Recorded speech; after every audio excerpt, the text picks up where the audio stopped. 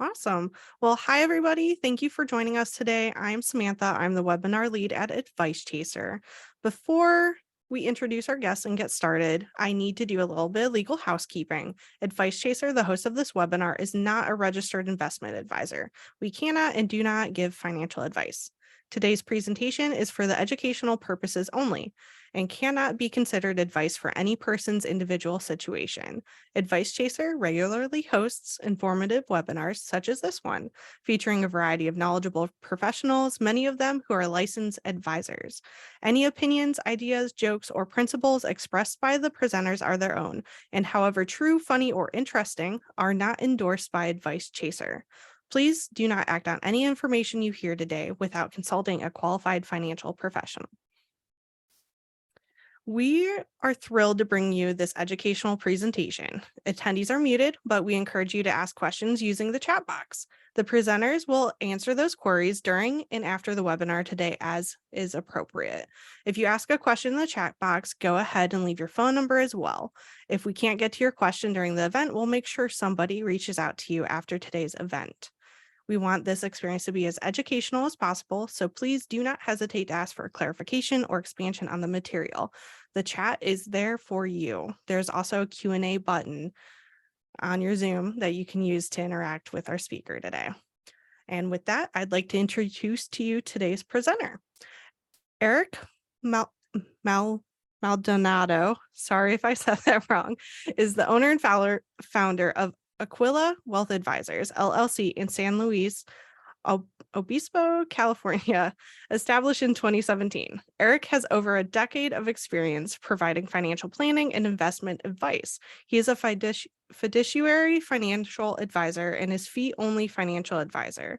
That means Eric and his team work under a fiduciary standard of care, putting their clients' interests first, and their compensation method is the most transparent and objective method available. Eric earned his MBA in financial planning from Indiana Wesleyan University and his bachelor's degree in business administration finance from Cal Poly San Luis Obispo. In addition, Eric has designations as a certified financial planner, practitioner, and certified exit planning advisor. And with that, I leave it to you, Eric, and I do apologize if I misspelled any of the locations or your last name. Oh, it's all good. Thanks, Samantha. Appreciate it. Yeah, thanks for being here, everyone. Thanks for coming on the call and letting me present a little bit and speak to today's topic, which is pricing, how to price products and services. And we can move on to the next slide there. But presumably, people on this call or listening in live or even on the recording later are going to be business owner types, self-employed, people that have like a service or a product that you are trying to change the world with and change your own financial situation with. So we'll look at some maybe different perspectives on pricing, how to think about it, some ideas, look at some examples of ways to go about thinking about pricing and setting them. And then, of course, as Samantha said, please, for the people that are live here, put in some questions in the chat or raise your hand or a Q&A, and I want to make it as helpful and specific to your situation as possible, because there's as many products and services as there are ideas and people. So your specific situation I'm sure has nuances that are just unique to you. So I'd be happy to speak to those or at least try to kind of talk through those a little bit with you. Chat or otherwise. So this first part, we're just looking at the ways to think about pricing and what influences your pricing. So there's various categories there, looking more at cost, which is probably a good straightforward way to go about it.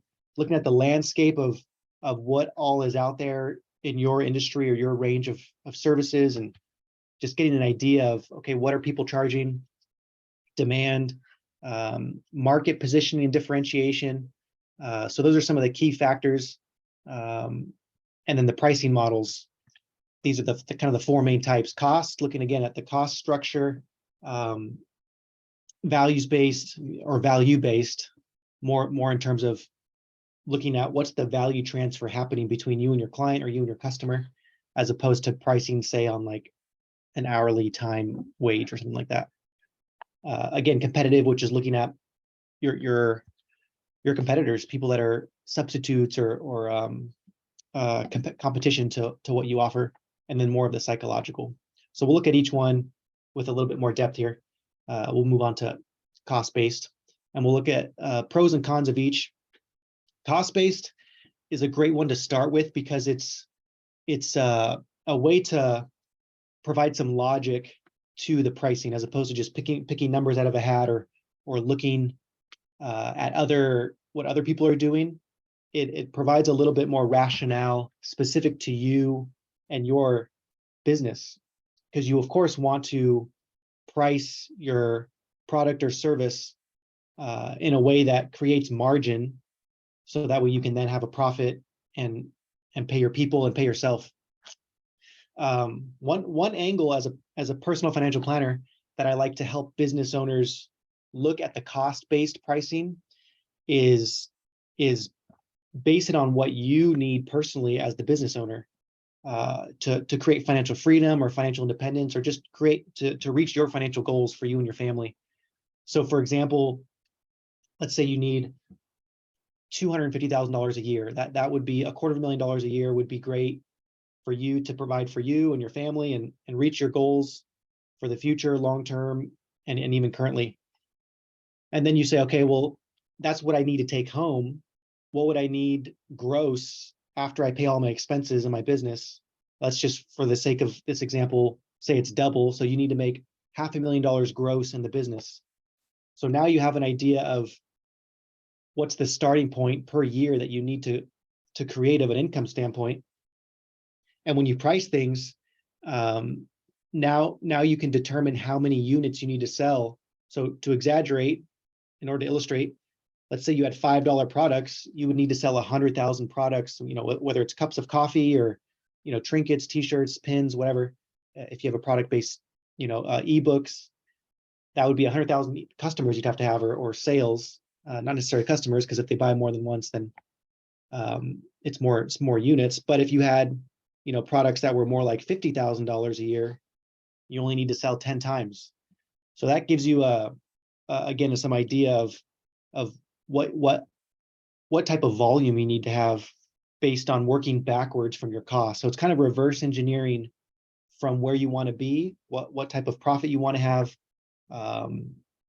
what type of take-home pay do you want to have in your business, and then okay, what do I need to charge then in order for that to happen, and how many people or customers do I need to service? So that alone will probably give you some direction in your business in terms of what's your service model and how you're helping people. Some people, they want to help as many people as possible, right? The Amazon model or Walmart or Vanguard. Others, it's much more of a boutique style, artisan, unique, customized experience where you're just helping a few people, and there's much more kind of buy-in or value there. Okay, we can move on to the next one. Okay, value-based,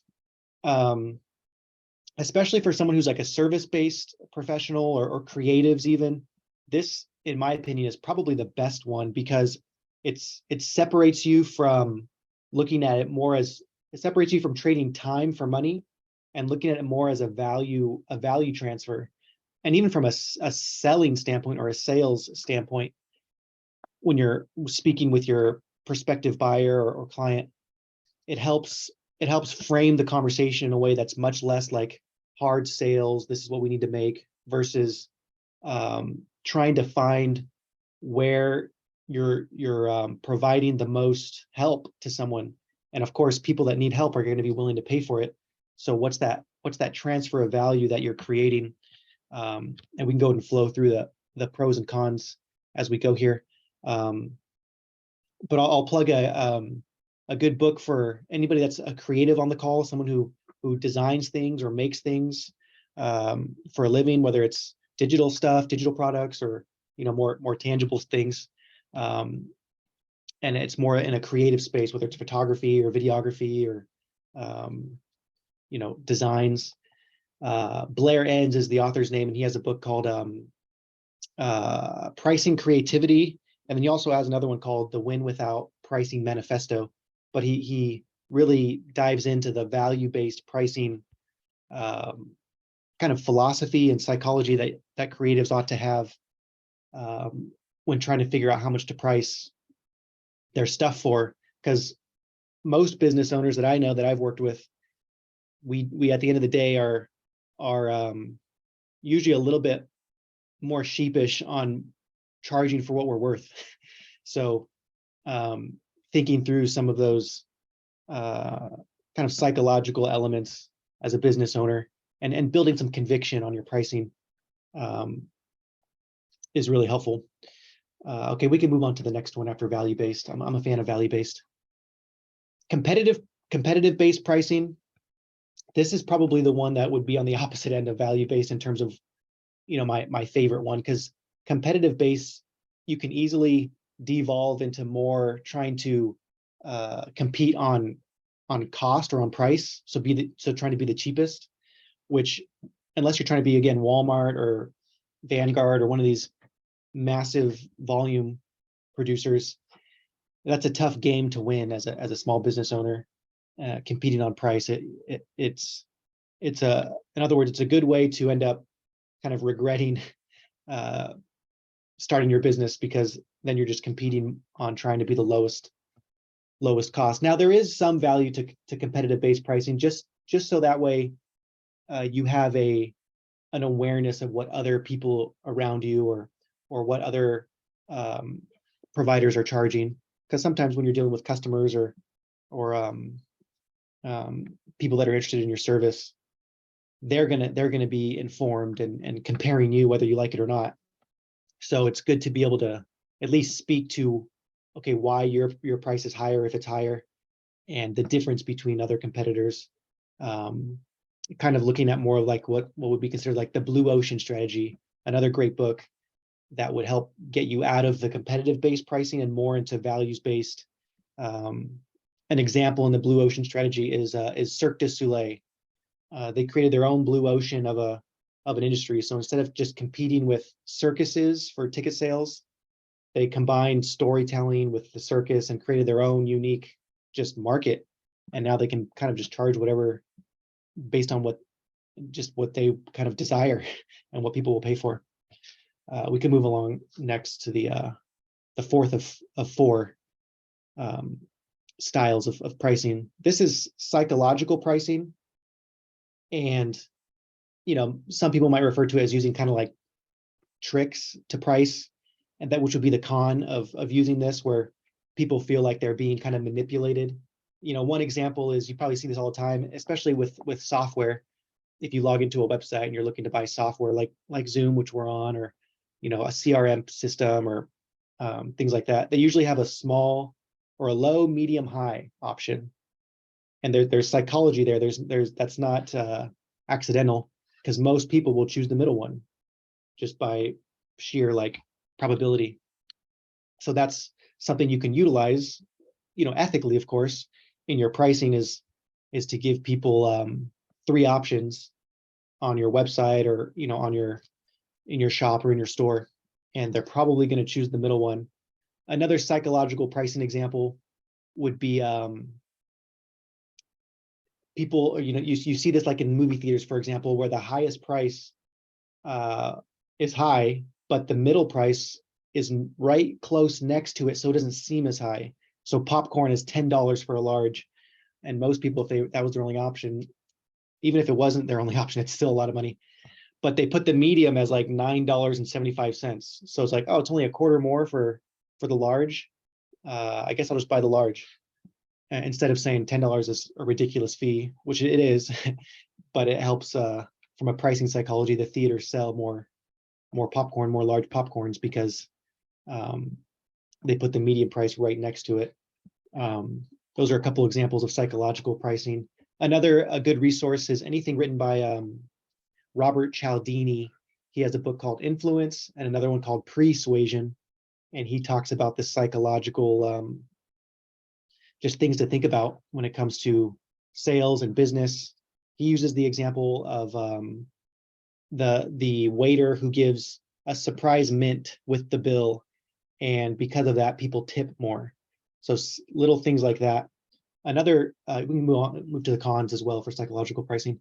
Another example of psychological pricing is having like a really high premium offering.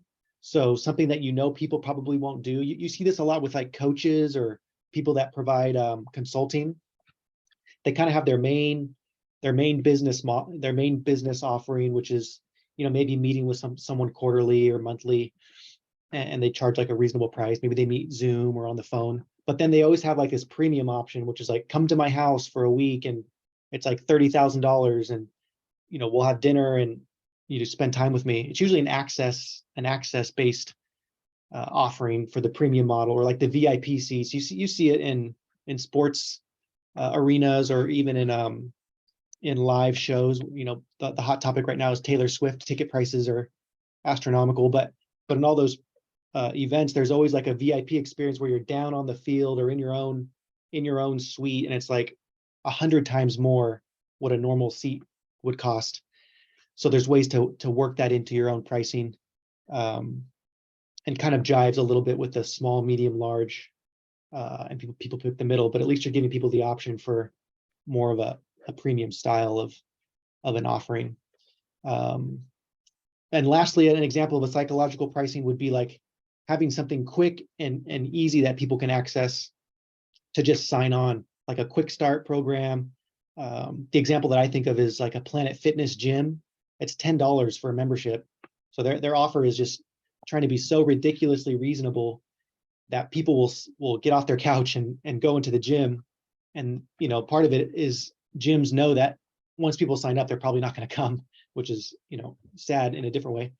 But they also know that if they can get people in the door for $10, they can upsell them to using their like infrared saunas or water massages or whatnot. So there's an opportunity there to think about some ways to get like a low kind of like a low cost offer that gets people in the door, or starts people in a way that engages them. We see this a lot in digital products. A lot of times you click on a website and it'll have like a free ebook, or sign on for this. We'll send you our book and you pay for the shipping. It's like a low cost way to kind of engage people. It's the French fries of McDonald's. What's the way to kind of keep people coming back? And it's a small dollar item that kind of gets them started. If not a freemium item that in exchange for their email, they get like a PDF of some sort. Okay, we can move on from psychological pricing, and feel free if you have questions to type them in there. Yeah, definitely. I encourage everybody here to use the Q&A feature and any chat features that you may have. We will definitely interject, answer your questions as they come through. We're moving from pricing models and approaches, and we're about to go into pricing strategies for different business scenarios. So if you do have a question about pricing models, send them in right now, or we can look at them at the end. We'll have a short, probably 10-minute session where we can do Q&A at the end too, if you're still cooking some questions. Yeah, absolutely. Thanks, Samantha. Okay, so these are the 5 ways to look at testing pricing, and we can go ahead and flow through them. One is A/B testing, and basically having two options and framing it differently. Maybe you write different copy for them and seeing which one clicks with people. You see A/B testing a lot more so in like Google Ads, for example. People will write 2 different copies for ads and see which one gets clicked on more. I like this style of testing because it goes to the market. It goes direct to the market, and you have real feedback where people are voting with their dollar, or voting with their opt-in, whatever you're offering. That's the best, is to get live feedback and go straight to the market versus straight to the marketplace, to the clients and customers, because there's no feedback like a real exchange for value. We can move on to the next one. Pilot programs. Again, this is another one that I like because it goes it's real testing when you're putting a real offer out there and allowing someone to pay you with their money, as opposed to just maybe taking a survey or telling you, yes, I would buy. When they actually buy, it's the best kind of result, of course, but also the best kind of feedback. And there's, various ways to launch, whether it's like a grand opening or, you see this in books, with authors use this a lot, where they try to pre-sell a book, and sometimes they determine whether or not they're going to write the book based on the pre-sales. Okay, we can move on next from that one. Surveys and focus groups. This one's probably my least favorite, just because, it's one thing for someone to check a box and say, yes, I will buy, or to tell you, especially if we're surveying friends or relatives. Of course, our mom or our spouse is going to be, more times than not, is going to be nice and say, yes, you should do that. That's a great idea. I would buy that. So sometimes that gives us a little bit of a false sense of security, but there is still some value with, if you have a prospect list or an email list of 1,000 people, that's a good way to get even, some sort of an idea, is to send like a quick survey and say, this is what we're thinking of doing. What sort of range would you pay? You see some of this with certain groups. I'm trying to remember if I've received a survey from, say like, a utility company like Spectrum Mobile or T-Mobile, and they say, if we provided this service at this range, would that be interesting to you? You probably get a low response rate, but again, maybe it's better than nothing, or maybe it's more of a psychological benefit for the business owner to start doing something, because you need to receive some sort of affirmative feedback that people would buy your service or product. We can move on to the next last two here. This is 4 or 5. Discounts and promotions. This is kind of a risky one, just because discounts, especially for people that have a service that they're providing, you want to be careful discounting your value. But hey, at the front end of someone's business, when they're in the first year or two, and you're just trying to like create momentum and get at bats and get sales and get revenue rolling, you do what you got to do, and discounts is a way to create that. Kind of goes in line with the offers that I was talking about in the psychological component of pricing. And Planet Fitness, they just charge $10 to sign up. So there's ways to create discounts to get things flowing, or a coupon code. You can give certain email lists access to a coupon code, or like a friends and family discount. But I would say think about framing it in terms of a finite time. So we'll provide this discount for 1 year, for 1 month. That way you're not locked in forever to this lower fee, especially if the fee is, not providing much margin for what it costs to provide it, whether it's your time and energy or actual cost of goods sold. Promotions is another way to. Promotions I probably prefer better than discounts, just because you don't necessarily have to discount, but you can speak to it in a way that's exciting, and maybe provide a double service or 2 for 1, or something like that to kind of get people in the door. I've seen some creatives in their email copy, in order to get people started, they say, well, for the first 10 people that sign up, get it at this pricing, and then the next 10 and the next 10. So it creates a little bit of exclusivity. You see this a lot with events or conferences. They have the super early bird pricing if you buy a year in advance, then the early bird, and then the regular. That's some promotion. That's the 5th of 5 for those ways to do pricing. And then we'll move on to our last slide here on the presentation. And then if there's any questions, we can field those. But this has been fun speaking about pricing. It's a really specific, topic or conversation, of course. One of the main things that I like to help encourage business owners that I work with, especially if they're, service providers of any sort, whether a consultant or, professional services, to just try to give some encouragement that you're worth what you're charging, And, sometimes it's better when, actually, probably most times it's better when not everyone says yes, when you get a lot of no's, because that means you're priced in a way that makes you a little bit more of a niche and exclusive, as opposed to if everyone says yes, then it's probable that you're pricing your stuff too low, from a professional service, perspective. Monitoring profit margins, that's always a good practice. So putting on my kind of financial planner hat, I always encourage business owners to build in some sort of cadence that they're looking at their profit and loss sheet or their income statement. And I like to encourage business owners to look at it in comparison to last quarter or last year. So if you pull up an income statement, it's just going to show you your income minus expenses, and then net profit, which is good to look at in one time frame, whether it's year to date, but it doesn't really tell a story. I like to compare it to last year's year to date. So for example, we're in we just finished the first 7 months of the year. So I would be comparing this first 7 months of the year to last year's first 7 months of the year, and see the difference in profit margin, and hopefully it increased and by what percentage, and constantly looking at that, so that way I don't get defeated by inflation or just some kind of blind spot that I don't realize is happening, a cost that I'm not necessarily seeing in my business.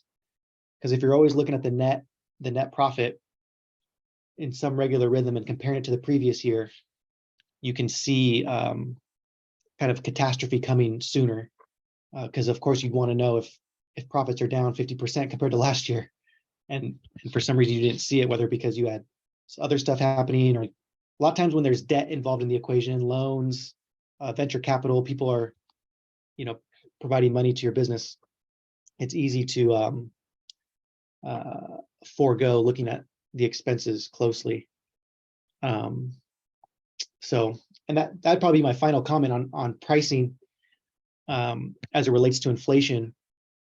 Especially these last few years, most of us have felt the effects of cost rising, whether it's real estate or healthcare or just groceries. That's a good thing to build into your pricing strategy, if not your own thinking, is as a business owner, how are you going to increase prices? In other words, keep up with inflation, so that way you don't wake up one day and you realize, wow, I am nowhere near my costs anymore, and I'm starting to get buried by costs. And there's various ways to do that. Maybe you just increase it dollar amount wise over time, or a percentage. If you can bake in like an automated percentage increase, you see this a lot in property management companies. They will, in the lease, whether it's commercial real estate or otherwise, they'll bake into the lease an annual rent increase of 3% or something like that. Is there a way to do that for your business in some form or shape? That way, you don't have to do some dramatic price increase 5 years down the road. But this has been fantastic. Thank you all for joining. If there's no other questions, and Samantha will speak to that if there are any more. But thanks for joining and thanks for listening. Yeah, definitely. Thank you, Eric. I loved listening to all of that. I definitely believe that every bullet point you hit on today could even be in itself a 1, 2, 3 hour type of webinar where we could just dig deeper. If you have any questions, you can feel free to raise your hand. From there, we can allow you to talk and you can ask questions directly. Otherwise, we will wrap things up for today. So I'll kind of give a moment while I'm waiting for any questions to come in. I did have one burning question that was kind of like on the tip of my mind. As a financial advisor, you're helping people plan out their finances, whether that's their personal or their business finances. And a lot of what we talked today is really integral to their business. Your role, without becoming like a in the weeds on their business day to day, kind of like an executive. Is there anything that you like people to come prepared to talk to you about with their business, Yeah, that would help dive into the points that we had today, or maybe bring clarity to something that they hadn't already thought of? yeah, absolutely. For example, the reports, having some sort of a access to your P&L report and your balance sheet and maybe a cash flow statement. And you would get those through like your QuickBooks or your Wave apps or some sort of a software, bookkeeping software, or acquiring a bookkeeper and having them write the reports for you. But that's a great starting point is, give me the reports and then we can start looking at, especially if you have years to compare to, that's a good spot. Another good spot to start with is just what are your aspirations, or where do you want to be with your business? Are you trying to be more like an enterprise and expansion mode and have multiple locations, or is it more lifestyle, quote unquote, and you're just trying to optimize for freedom and time with your family? And then we can kind of go from there and reverse engineer and say, okay, if this is your end goal, what's our time frame? How much is that going to take money wise? And then what are some action items we can take to get there? Exit planning. I gotta love it. That's everybody's aspiration at some point, Right. depending on your business goals, to either exit for yourself completely or to maybe hand off to another employee, family member, anything that's really on your game plan for that. 100%. Yep. Well, I don't have any questions that have come in, but if you do have questions after the fact, feel free to reach out and we are more than happy to address those as well. So, on behalf of Advice Chaser, we want to thank our speakers and the organizations that have worked with us to bring you this webinar today. Thank you so much for attending. Look for an email soon with a link to a replay of this event. You're welcome to share that replay with your friends and family and reply back to that email if you have any questions. Here at Advice Chaser, we're all about helping you find a financial advisor who is a great fit for your life and your financial questions. Our matching service is free to you, and every one of our advisor partners has committed to offer a free initial consultation to anyone we introduce them to. To find out more, you can go to advicechaser.com and click on the link Find an Advisor. Once again, from Advice Chaser, thank you so much for coming, and we'll see you on another webinar soon. Bye.